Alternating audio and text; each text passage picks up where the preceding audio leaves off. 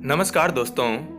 कहानी उस समय की है जब शांतनु और उनकी पत्नी बहुत वृद्ध हो चुके थे और उनकी आंखों की रोशनी भी चली गई थी। उन दोनों का एक पुत्र था जिसका नाम था श्रवण कुमार।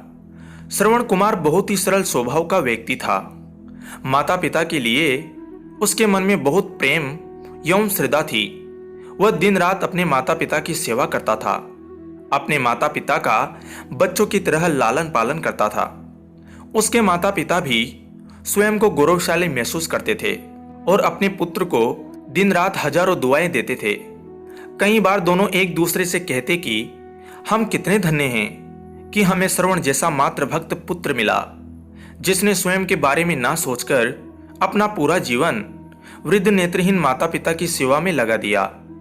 इसकी जगह कोई अन्य होता तो विवाह के बाद केवल स्वयं का हित सोचता और बूढ़े नेत्रहीन माता पिता को कहीं छोड़ आता और खुशी से अपना जीवन व्यापन करता। जब यह बात श्रवण ने सुनी तो उसने माता पिता से कहा कि मैं कुछ भी भिन्न नहीं कर रहा हूं, यह मेरा कर्तव्य है। जब मैं छोटा था तब आपने मुझे इससे भी ज्यादा अच्छा जीवन दिया और अब मुझे यह सौभाग्य प्राप्त हुआ है कि मैं आपकी सेवा करूं। आप दोनों जो भी इच्छा रखते हैं मुझसे कहे, मैं उन्हें अवश्य पूरा करूंगा। तब शांतनु और उसकी पत्नी कहते हैं कि पुत्र श्रवण, हम दोनों की आयु बहुत हो चुकी है, अब जीवन का कोई भरोसा नहीं है। किसी भी समय हमारी आंखें बंद हो सकती हैं। ऐसे में हमारी एकमात्र इच्छा है, हम तीर्थ यात्रा करना चाहते हैं। क्या तुम हमारी यह इच्छा पूरी कर सकते हो?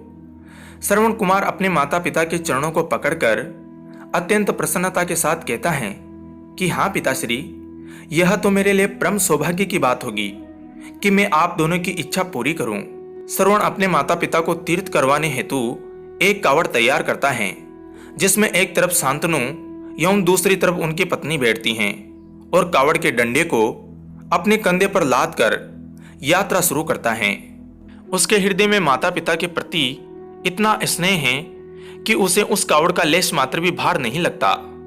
अपने पुत्र के इस कार्य से माता पिता का मन प्रसन्नता से भर उठता है और वे पूरे रास्ते अपने पुत्र श्रवण को दुआएं देते चलते हैं। तीर्थ करते समय जब वे तीनों अयोध्या नगरी पहुंचते हैं तब माता पिता श्रवण से कहते हैं कि उन्हें प्यास लगी है। श्रवण कावड़ को जंगल में रखकर हाथ में पत्तों का पात्र बनाकर सरयू नदी से जल लेने जाता है। उसी समय उस वन में अयोध्या के राजा दशरथ आखेट पर निकले थे और उस घने वन में वह हिरण को शिकार बनाने के लिए उसका पीछा कर रहे थे। तभी उन्हें घने जंगल में झाड़ियों के पार सरयू नदी से पानी की हलचल की आवाज आती है।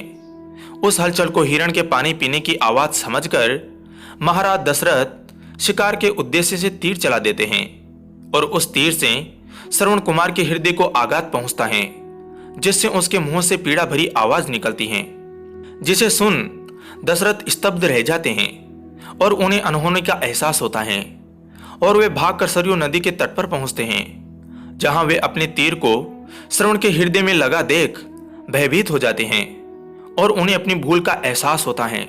दशरथ श्रवण कुमार के समीप जाकर उनसे क्षमा मांगते हैं।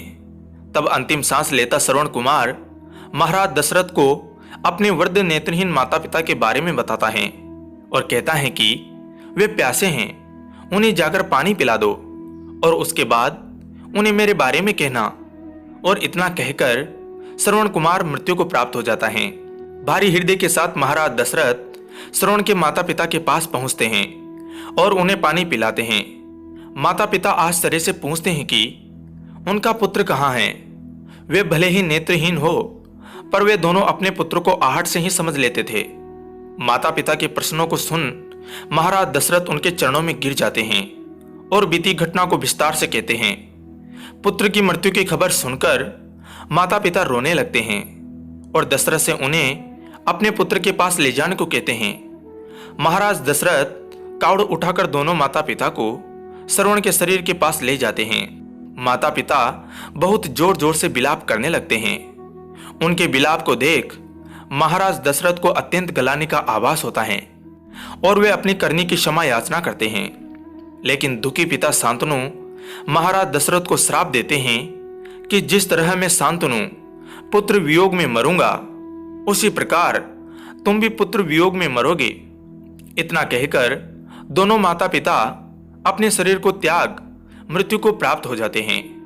महाराज दशरथ श्राप मिलने से अत्यंत व्याकुल हो जाते हैं और कई वर्षों बाद जब उनके पुत्र राम का राज्याभिषेक होता है, तब माता कैकेयी के वचन के कारण राम जी, सीता जी और लक्ष्मण जी को 14 वर्षों का वनवास स्वीकार करना पड़ता है और इस तरह महाराज दशरथ की मृत्यु भी पुत्र वियोग में होती है।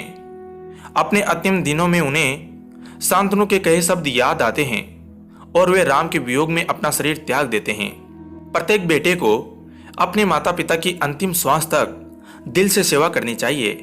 दोस्तों, हमें यह कहानी यह शिक्षा भी देती है कि बिना लक्ष्य को देखे उसे भेदना कई बार आपको गलती का पात्र बना देता है और आप ना चाहते हुए भी दूसरे के दुख का कारण बन जाते हैं। यह थी श्रवण कुमार की कहानी।